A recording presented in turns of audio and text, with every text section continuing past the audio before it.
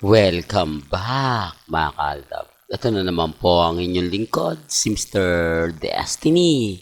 At magbibigay tayo ng update ngayon patungkol po sa latest post na kumakalat ngayon kay Congressman na pumapabor na nga po raw sa Aldab Nation. At ito nga po yung pinakamainit na post na nasa Europe na po raw si Maine Mendoza.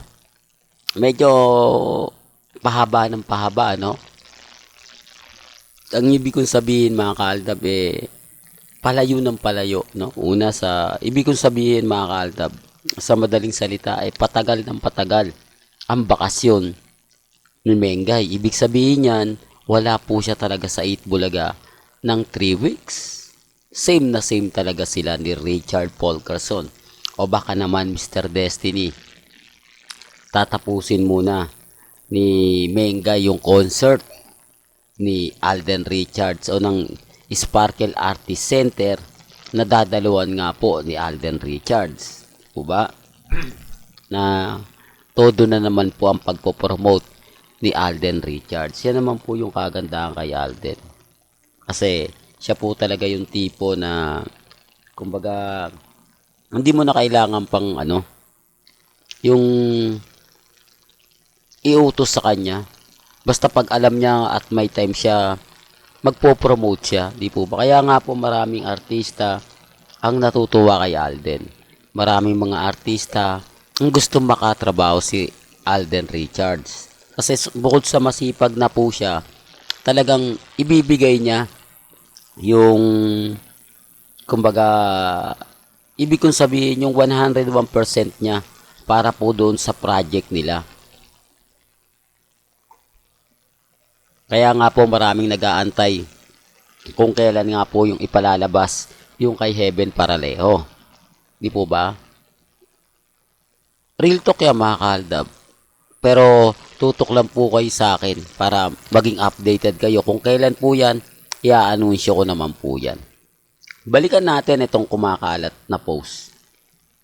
Sinasabi po sa isang post na tanggap na nga po raw ni Congressman ang karelasyon ni Mengay. At ang nakakatuwa pa po nito, pinost pa po yung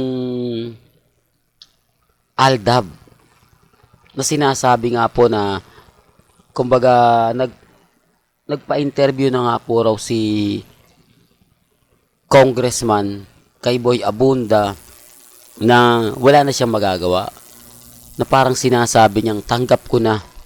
Di po ba? Pabor na pabor sa Aldab yan. Yung mga ganyang balita, ayan ang gustong gusto natin. Hindi man tayo may gawa, pero pinag-uusapan. Yan, maaari, pag ibintang talaga sa Aldab yan. Pero, hindi naman po kami ganun kadesperado. Di po ba? Kaya nga po, marami nang babas sa akin, nanghahamon ka ng demandahan. Mr. Destiny, kapag dinimanda ka, una kang iiyak. Baka humingi ka ng saklolo sa mga followers mo, pampiyansa mo. Baka humingi ka ng tulong kapag nandyan na yung demand letter na ibinigay sa'yo o subpoena. Alam niyo sa totoo lang po, hindi tayo natatakot. Kasi lahat po ng mga sinabi ko rito, naka-record po. Di po ba? Lahat po ng mga sinabi ni Nanay Dab, Tatay Dab, Alden Richards, Bossing Big Soto, Ibyang, lahat po yan naka-record. Di po ba? Hindi nila po pwedeng sabihin na siniraan mo ng gusto. Kasi, kaya nga po ako naghahamon sa issue na buntis si Mengay kay Bossing. Di po ba yung post na yan? Tapos, nag-react pa nga po, may kumakalat pa nga po na binugbog daw po ni Poleng si Mengay at na-ospital. Di po ba? At galit na galit nga po raw si Ria Atayde kay Mengay. O, di po ba? Ang daming kalat niyan, daming mga post niyan. Ngayon kung magkaka-imbestiga, titignan naman po yung mga post mo Titignan kung ikaw sa'yo nga talaga nagsimula. Di po ba? Pero yung sa akin, hindi ko naman po pinakalat. Sinabi ko lang po sa mga followers ko. Di po ba? Hindi naman po buong mundo o buong Pilipinas followers ko eh. Di po ba? Yung mga yung sumusubaybay lang po sa akin. At least alam po nila na may mga ganyan. Di po ba? Aware kami kasi kami po yung pinagbibintangan. Pinapaliwanag ko na sinasabi nilang Aldab ang may gawa. Aldab ang may kasalanan. Siyempre, yung ibang followers natin na Aldab, magre-react yan. Di naman natin ginagawa yan. O, ngayon saan ang mali ron? Kaya nga po tayo naghahamon eh. Para yung mga nagpapakalat ng mga ganyan, matigil na. Di po ba? Kasi matatakot yan yung mga nagpo-post. Dahil wala silang ibang post, kundi ganon. Gumawa man sila ng content, hindi siya literal. Di po ba?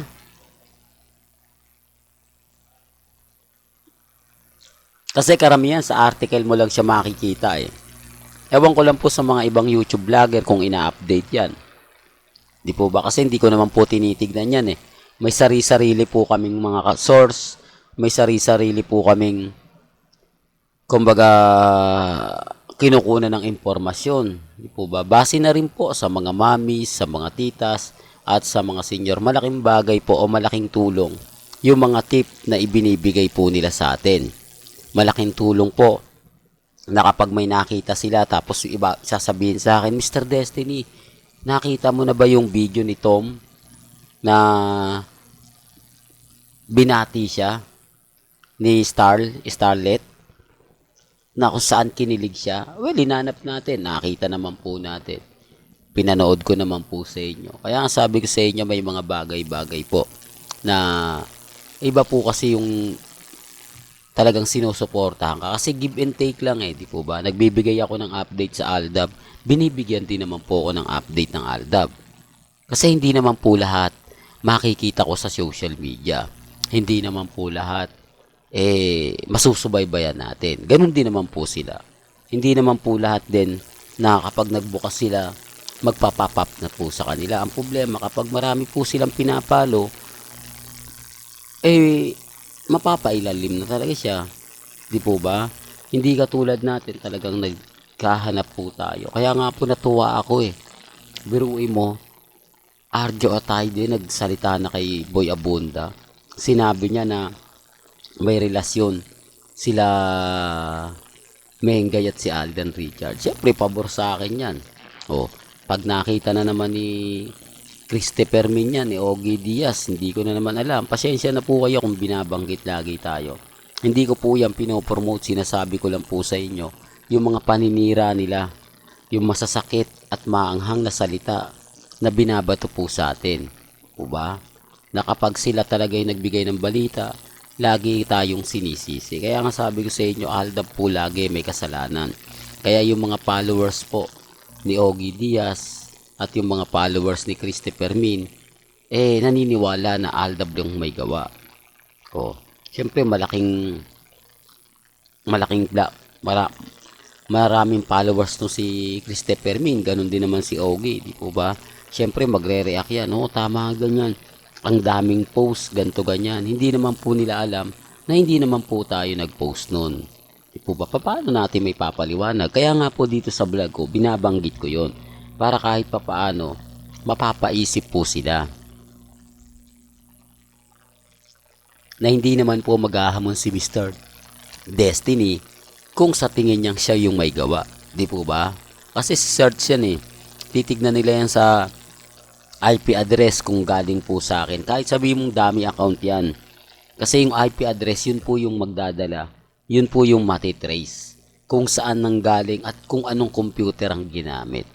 Di po ba? Real to kaya mga kaaldab. Well, pag-usapan muna natin tong kay Catherine at kay Alden bago tayo magwakas. Sa palagay nyo, sobrang kilig nga po ba? Sobrang kakaiba nga po ba yung mga galawan nila Catherine at ni Alden? Hindi po, kasi kita nyo naman po, wala po talaga nakakakilig. Never nga pong inakbayan, etc. etc. Di po ba? Ang problema lang po, sa dami ng mga nagmamahal kay Catherine, na gusto nilang mabaling ng atensyon kay Alden, ganito po yung ginagawa nila. Pero Gaya ng sinabi ko, nirerespeto ko po yan at ginagalang. Di po ba? May kanya-kanya po tayong pananaw at opinyon. Hindi ko naman po pwedeng basagin. Kaya lang sinasabi ko, pagmasdan nyo at tignan nyong mabuti. Di po ba? Kung sa tingin nyong diyan pa lang kinikilig kayo, lalo na po kung napanood nyo yung Aldab. Lalo na po kapag nakita nyo na sila Mengay at Tisoy nagpakilig. Mas matindi yan. Di po ba? Real talk mga kaaldab. Well, hanggang dito na lang po ang ating latest updates. Kaya kung gusto nyo pa po ng pinaka-latest at sariwang update, abay tumutok lang po kayo dito po sa channel ni Mr. Destiny para updated po kayo sa mga latest at sa mga bagong video po na ilalabas po natin maya-maya lang.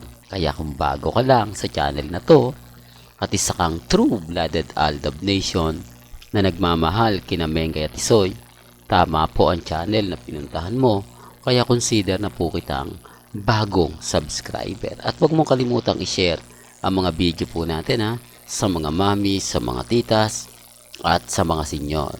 Hanggang sa muli, salamat po sa panonood at pakikinig.